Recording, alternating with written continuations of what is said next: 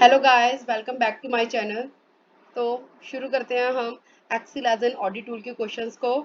So first question is dash file can not be easily converted into Excel PDF. Again repeated question है ये। Dash function is used to calculate the present values of all future cash flows. NPV, ये भी repeated question है। अगर future cash flows की बात करेंगे तो एनपीवी ही आएगा।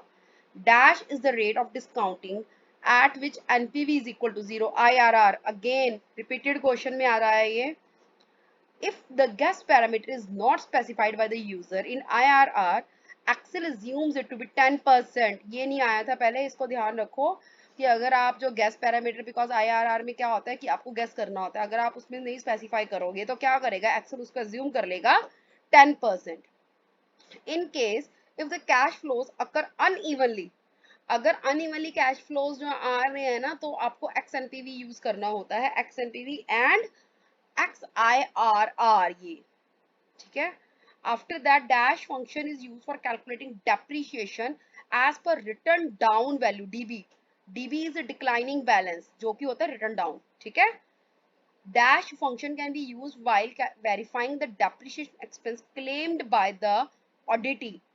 DB, again क्या है इसमें कि वो फंक्शन पूछ रहे हैं कि जो क्लेम वेरीफाई करता है डेप्रिसिएशन एक्सपेंस को। ऑफ कोर्स वो है डीबी, जो कि है declining balance. Dash function is use for calculating maturity dates. कोई भी नहीं आएगा इस वजह से। एक्चुअली पता क्या है, डेट है, कुछ इन्होंने ई डेट कुछ नहीं लिखा, ये डेट कोई फंक्शन ही नहीं है। ये मंथ भी ईओ मंथ वगैरह इन्होंने कुछ नहीं दिया हुआ। नेटवर्क डेट्स जो है ना, वो डेट निकालते हैं, मतलब कि कितने डेज हो गए। तो तीनों में गलत है, so D is the correct answer, that is none of the above. In the EO month if the second argument is defined as 2। EO month में पता है क्या होता है, हम फर्स्ट आर्गुमेंट में दे देते हैं डेट, ठीक है। उसके बाद हम कॉमा लगा के दे देते हैं सेकंड आर्गुमेंट। सेकंड आर्गुमेंट जैसे हमने फर्स्ट में सपोज दे दिया 30th, और हमने .8 और .2 2020 दे दिया, तो हमने उसके बाद 2 मंथ्स का दे दिया। 2 मंथ्स के बाद क्या आएगा, 8th is August, 8th is August, then October November, sorry September October. तो जो अक्टूबर है, अक्टूबर का एंड कहाँ होता है, 31st पे होता है, ठीक है। तो 31st अक्टूबर, 2 मंथ की के बाद जो एंड ऑफ द मंथ होगा ना, अगर 30th का होगा वो 30th का दिखा देगा, अगर 31st का होगा तो वो 31st का शो कर देगा। मतलब जो डेट आप दोगे उसके 2 महीने बाद जो डेट उस महीने के एंड में होगी वो डेट आपको डिस्प्ले करेगा। सो the answer is after 2 months. अगर यहाँ पर माइनस लग जाता तो वो बिफोर 2 मंथ्स बन जाता, बिकॉज अगर आपको उससे पहले की डेट चाहिए तो आप क्या करोगे, आप -2 यूज करोगे। Will the EO month will take the leap year, हाँ बिल्कुल, लीप ईयर भी एक अकाउंट में लेता है अपने। उसके बाद है ई डेट रिटर्न्स द डेट, हाँ बिल्कुल ये टर्न्स करता है। कौन सी डेट, लेकिन पता है क्या है, एंड ऑफ मंथ में मंथ का एंड आता है, लेकिन ई डेट में सेम डेट आती है, बस मंथ्स को एडजस्ट कर देती है। जैसे कि आपने बोला कि आज 13 अगस्त है, मुझे 2 मंथ्स बाद कितनी आ जाएगी, ठीक है। अगेन सितंबर अक्टूबर, वो 13 अक्टूबर दिखाएगा अब आपको, एंड ऑफ मंथ नहीं है ना, ये ई डेट है। तो विच इज सेम डे, जो कि मंथ्स आप स्पेसिफाई कर दोगे स्टार्ट डेट से, ठीक है। E date can be used to drive schedule of the dates at dash intervals. Equal, पता क्या है, अब E date में क्या है, सेम डेट आएगी, तो आप अगर इक्वल इंटरवल दो जो दे दोगे शेड्यूल करने के लिए भी, इतने डेट बाद क्या आएगी, तो तभी बात बनेगी ना। अगर आप अनइक्वल दे दोगे तो बात ही नहीं बनेगी। So the answer is equal. Which of these are mandatory arguments. Mandatory कौन से हैं नेटवर्क डेज में, आपको स्टार्ट डेट तो देनी पड़ेगी कि भाई यहां से स्टार्ट होकर यहां तक कितने नेटवर्क डेज हैं, है ना। सो बोथ, दोनों चाहिए हमें। Answer is both A and B. In network days holiday argument will contain the holiday list. जो नेटवर्क डेज हैं उसमें जो हॉलीडे आर्गुमेंट है उसमें कौन सी लिस्ट होती है, एक्चुअल में जो नेटवर्क डेज है ना उसमें वो सैटरडे संडे अपने आप ले लेता है, ठीक है। तो it includes Saturday and Sunday. लेकिन अगर आपको सैटरडे संडे नहीं लगाना, आपको इसको कस्टमाइज करना है, देन हम network.int यूज करते हैं, तो उसमें आप कस्टमाइज कर सकते हो अपने हॉलीडेज के अकॉर्डिंगली। अब यहाँ पर क्या है, which of the function can be use, we have to calculate the working days where the weekends are treated as Friday. ऐसा कुछ है ही नहीं है जहां पर वीकेंड ट्रीटेड करे, फ्राइडे एंड सैटरडे। हाँ, सैटरडे संडे लिया जाता है, बाकी आप कस्टमाइज कर सकते हो, ऐसा कुछ है ही नहीं है अगर आप बोलो कि अपने आप से वो फ्राइडे और सैटरडे ले। So the answer is none of the above. The output of the work day में ना एक्चुअल में वो आपको डेट दिखाएगा कि वो कौन सा दिन है। वो नेटवर्क डेज थे, लेकिन डे में वो आपको दिन दिखाएगा। So answer is date. If the work day we want to go backwards, ठीक है, मैंने आपको पीछे भी बताया था, अगर आपको पीछे जाना है तो आपको माइनस लगाना पड़ता है, नेगेटिव का साइन। तो आपको ये यहाँ पर कह रहा है कि आपको बैकवर्ड जाना है डेट के लिए, तो आप क्या करोगे, नेगेटिव साइन यूज करेंगे, ठीक है, डेज के लिए। If you wish to obtain the days remaining after casting out the completed weeks, quotient है ना, then which of the function कौन सा यूज करेंगे हम, क्वोशंट, ठीक है। उसके बाद question number 19, if you wish to obtain the completed weeks then which of these function can be used। अगर आपको completed weeks चाहिए तो आप क्वेश्चन, अरे ये तो सेम रिपीट हो रहा है क्वेश्चन फिर से। यहाँ पर था if you wish to obtain the days after casting out completing weeks, if you want a completed weeks आ गया। चलो एक जैसा क्वेश्चन डाल रखा है इन्होंने। आफ्टर दैट सॉरी मुझसे गड़बड़ हो गई है एक। If you want to obtain the days remaining वाला हमारा मॉड फंक्शन होता है हमेशा, मॉड में हमारा रिमेनिंग निकल जाता है ना, लेकिन कंप्लीटेड वीक्स के लिए क्वेश्चन है। मैंने जल्दबाजी में यहाँ पर कास्टिंग आउट कंप्लीटेड वीक्स, यार ये रिमेनिंग ध्यान पर ही नहीं गया, ये रिमेनिंग है तो यहाँ पर मॉड आएगा, ठीक है ना, क्योंकि मॉड में हम रिमाइंडर निकालते हैं ना, और यहाँ पर कंप्लीटेड वीक से यहाँ पर क्वेश्चन आएगा। मैंने भी कहा ये क्या हो रहा है। Okay. After that, question number 20th. Which of these operator can be used for joining two or more text strings together? ये ampersand। अगर आपको text strings को जोड़ना है तो हम क्या यूज करते हैं, ampersand, ठीक है। उसके बाद can be perform a non case sensitive comparison। हाँ बिल्कुल, ये कहने का मतलब है कि ये केस सेंसिटिव नहीं है, अगर नॉन केस सेंसिटिव होगा तो भी ये कंपेयर कर देगा। Yes. Dash searches for a value in the first column. V look में हमने किया था ना कि V look left to right देखता है और वी लुक फर्स्ट कॉलम से उठाता है ना। V look, in V look the search of the lookup value is performed, ये देखो आ गया, लेफ्ट मोस्ट कॉलम से वो शुरू करता है हमेशा। Which of the following is incorrect with respect to V look. V look जो है is the value which is to be search in the table array. बिल्कुल जो आप टेबल एरे दोगे उसी में वो सर्च करेगा। The search is always performed in the leftmost column, ये भी सही है, वो leftmost column से ही शुरू करेगा।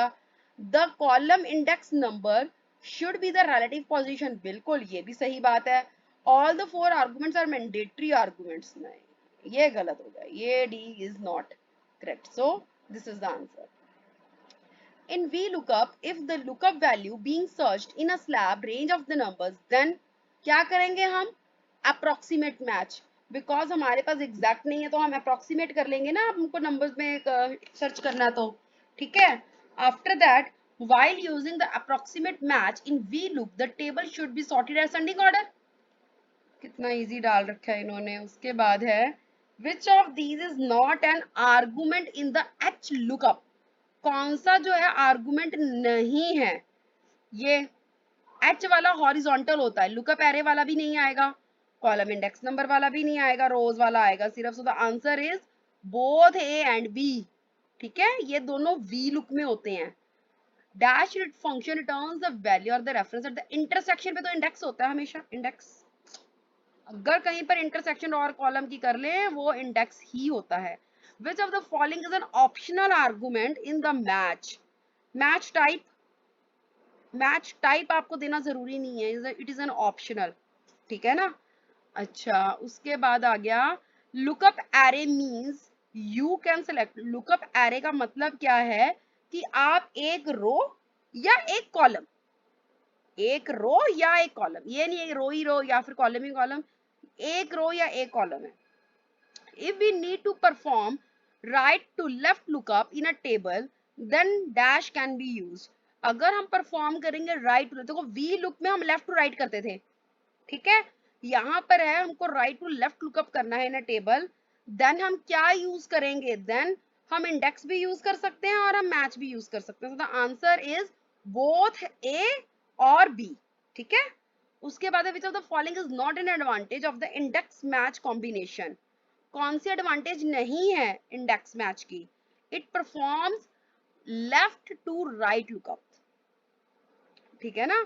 ये जो इंडेक्स मैच के कॉम्बिनेशन जब बन जाता है ना, तो फिर ये इसकी जो है ड्रॉबैक बन जाती है कि ये फिर ये लेफ्ट से राइट लुकअप करता है, ठीक है। Dash returns a reference specified by the test, reference जो स्पेसिफाइड रिटर्न्स द रेफरेंस को, जब हम कहते हैं किसी को रेफरेंस दे, इनडायरेक्ट, इनडायरेक्ट में हम रेफरेंस देते हैं। If error is a brilliant function introduced in Excel, 2007 में आया था ये।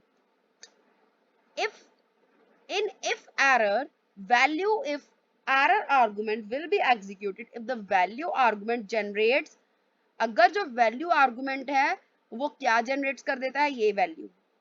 देखो वैल्यू इफ का एरर है तो वैल्यू एरर वाला ये आ जाएगा, ये बस ध्यान में रखना, ठीक है। यहाँ पर वैल्यू इफ एरर है ना, तो ये वैल्यू वाला यूं आ जाएगा। Count blank is the reverse of which function, ये काउंट ए दिस, इसका रिवर्स है ये। Count blank could be used in detecting cells which have inadvertently, या तो ब्लैंक रह गए हो या फिर डाटा एंट्री जो है वहां पर इनकम्प्लीट हो, ठीक है।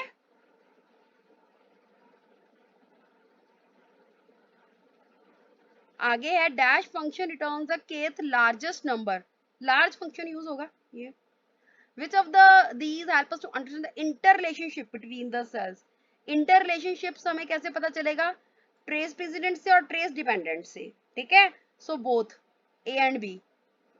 If the cell is deleted without bothering about tracing its dependents, then the resultant cell will carry. अब आपने क्या किया, सेल को डिलीट कर दिया, उसके ट्रेसिंग डिपेंडेंट्स को आपने बॉदर ही नहीं किया, तो क्या होगा, वो कौन सा एरर लेके आएगा, रेफरेंस, क्योंकि रेफरेंस नहीं मिल रहा ना उसको अब। Dash is a dedicated tool for tracking down the errors. कौन सा डेडिकेटेड टूल है ट्रैकिंग डाउन एरर्स का, वो है एरर चेकिंग, ठीक है। एरर चेकिंग डेडिकेटेड टूल है, एरर चेक करने हो तो एरर चेकिंग में चले जाओ। उसके बाद है error checking feature will not identify errors in the dash behind formula construction logic. अब लॉजिक क्या है, मतलब उस फॉर्मूला कंस्ट्रक्शन में वो थोड़ा ना वो आइडेंटिफाई कर सकता है। If we want a quick evaluation of one of the parts of the formula, we can make use of, क्या करेंगे हम, F9 करके क्योंकि इवेल्युएशन हो जाता है। Which of these operators will be executed second in Excel?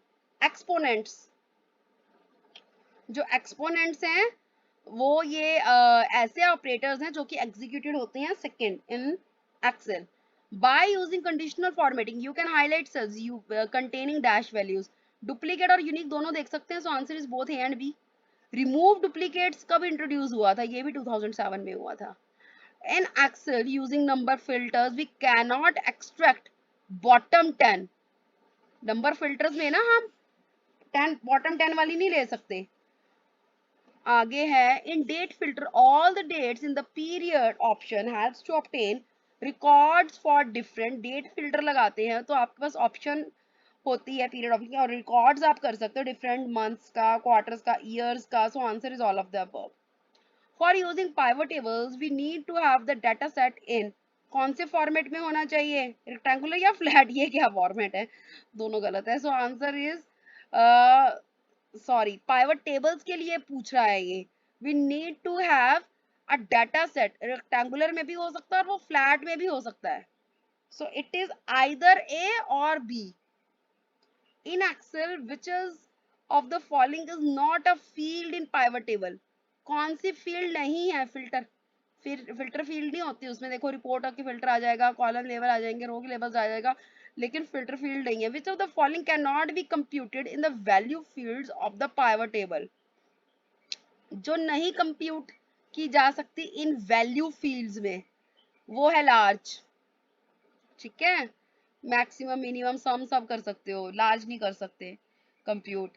से whether true और false in pivot table we can not eliminate blank cell from the queue, कर सकते हो eliminate blank cell data section से, बिल्कुल कर सकते हो, तो फॉल्स है ये। Which of the following is not a limitation of the pivot table, कौन सी है जो लिमिटेशन नहीं है पाइवट टेबल की। Pivot table update themselves and we do not नहीं नहीं उल्टा, उस पता है ये जो हमने पहले क्वेश्चंस किए थे उसमें आया था कि पावर टेबल्स में आपको क्या करना पड़ता है, उसमें आया था कि पावर टेबल्स को आप अपडेट करो और फ्रेश करो तो आपका रिजल्ट जो अपने आप जो है रिफ्रेश हो जाएगा। सो ये यहाँ पर उल्टा होकर आ गया कि नॉट कौन सी लिमिटेशन नहीं है ये, ठीक है। If you want a list of the missing invoice numbers we can make use of, अगर हमको मिसिंग इनवॉइस नंबर चाहिए तो हम वी लुकअप कर सकते हैं ना। Benford laws was propounded by Frank Benford, ये आपको याद ही करना पड़ेगा, ये फ्रैंक था, फ्रैंक, ये तो पता ही है होगा नहीं, ये दोनों में से ये एक होगा, तो वो फ्रैंक था। Benford law is also known as the law of first digit, ठीक है। और as per the Benford's law, conventional probability that says that the probability of a particular digit being the first digit of a number is 0, 0.33, 0.22, नहीं, यहाँ पर इसने कहा है कि जो प्रोबेबिलिटी है first digit of a number की वो कुछ भी नहीं है, इसमें से नन, नन है, ठीक है। और उसने कहा कि जो प्रोबेबिलिटी है वो 9 है जो कि लीस्ट है among all the digits। उसके बाद है stratification involves breaking heterogeneous into homogeneous groups, अलग अलग डाटा जो एक जैसा है स्ट्रेटा मतलब ग्रुप्स में बनाना। Which of the following is not result of the descriptive statistics, mode, mode एक डिस्क्रिप्टिव स्टैटिस्टिक्स का रिजल्ट नहीं है। सो इसके साथ ही हमारे ये सारे क्वेश्चंस कंप्लीट होते हैं। अब ईआरपी के कुछ क्वेश्चंस रह गए हैं, फिर सारी वीडियोस कंप्लीट हो जाएंगी। तो मिलती हूँ मैं आपसे नेक्स्ट वीडियो में। Thank you so much, bye bye.